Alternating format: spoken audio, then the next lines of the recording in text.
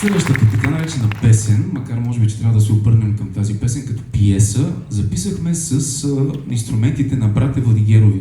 Братя Владигерови са, както може би се досещате, внуците на именития български композитор Панчо Владигеров.